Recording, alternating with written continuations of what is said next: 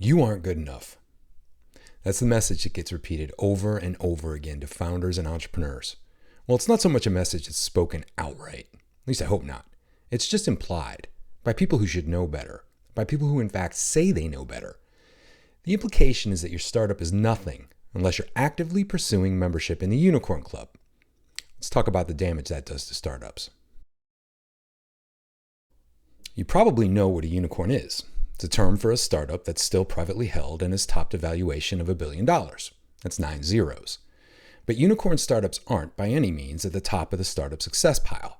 In fact, unicorns have become so prevalent since the dawn of the term back in 2013 that we've had to invent the decacorn. That's a $10 billion valuation.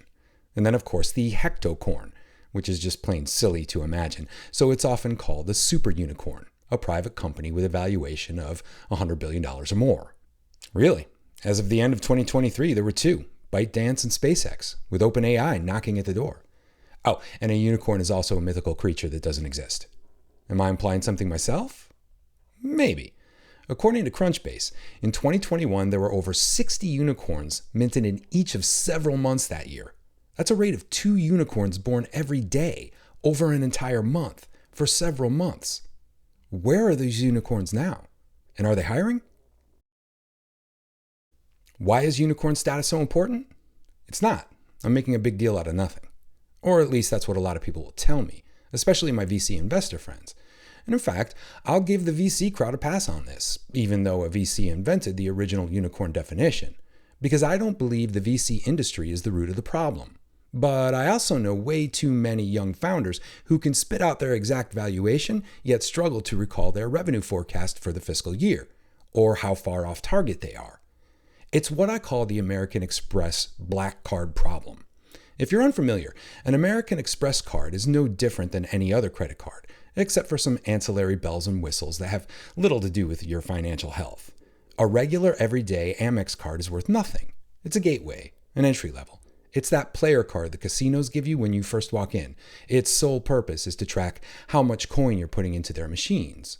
Now, if you really want to be seen financially, you'll need at least the Amex Gold Card. But I mean, that's just, what's the term the kids use? Bougie. Thanks, Urban Dictionary. If you really want status, it starts with the Amex Platinum Card. That's your base. So now the Black Card is the mythical, invitation-only secret handshake for the elite. And if you hold any Amex card, the Black Card is your secret goal. And Amex knows this, and they know you'll subconsciously spend a little more freely to achieve a higher status. Now, nothing against the good folks at American Express. In fact, I used to do loads of work for them back when I was just starting out as a consultant. One time I took a bunch of their executives to dinner and I paid with a Visa card. When they objected, I had a pretty decent excuse. You guys won't give me an Amex. Now, I think I made them well over $10 million that year in additional profit, but I wasn't good enough to get their status. And furthermore, that Manhattan restaurant dinner for 10 on my Visa meant I needed a solution for rent that month.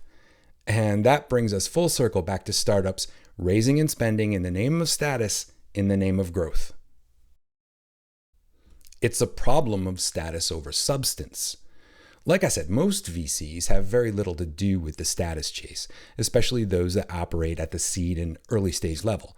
They don't go into a deal thinking that they'll turn a small investment in a fledgling startup into a unicorn in 6 months.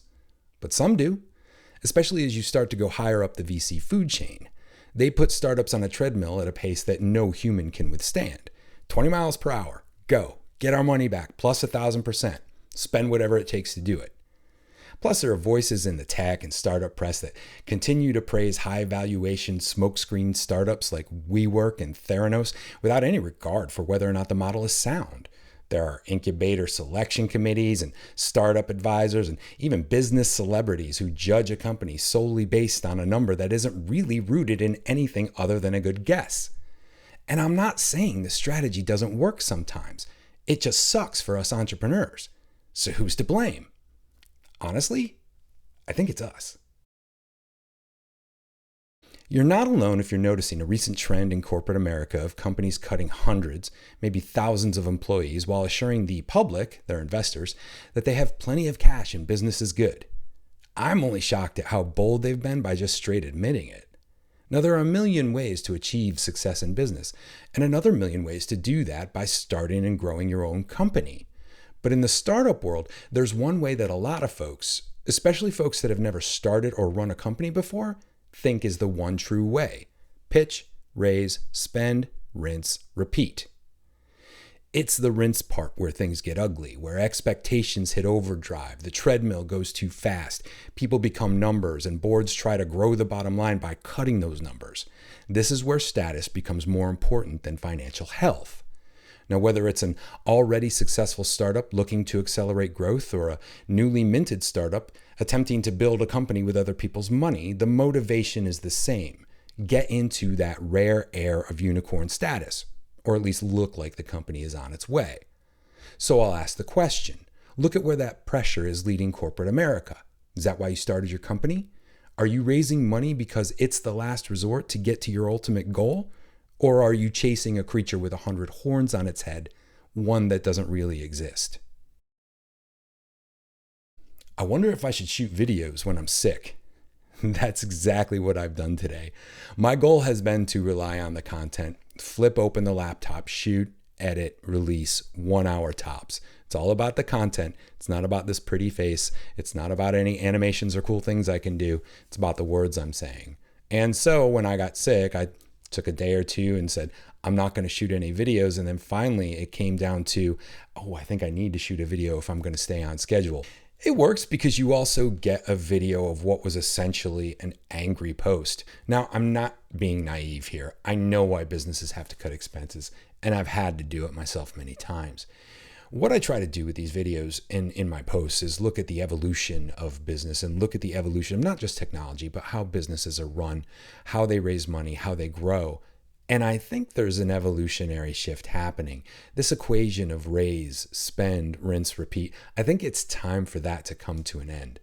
Furthermore, this isn't just a rant. I think things are genuinely changing. And here's where I get into trouble a lot. The whole Valley-fueled money propping up the startup ecosystem, I mean, maybe that isn't going away, but the model has to at some point.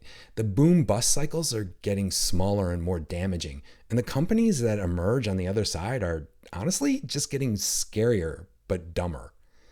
So what's the alternative? Well, that's the kind of stuff we talk about at Teaching Startup. Now, Teaching Startup is my project to provide access to actionable, insightful, and honest startup advice, business advice for entrepreneurs, innovators, and leaders at all experience levels, regardless of their connections or resources. We do this by giving our members access to over 700 questions from our hundreds of members, answers from handpicked serial entrepreneurs, advice posts, member polls, plus new Q&A each week in an exclusive newsletter. It's 80% of the benefit of a traditional advisor, and it's a fraction of the cost.